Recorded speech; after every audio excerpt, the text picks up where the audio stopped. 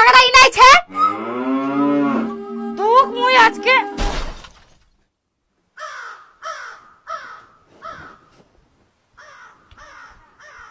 চক মোর টাকা লাগছে কোনো চিন্তা নাই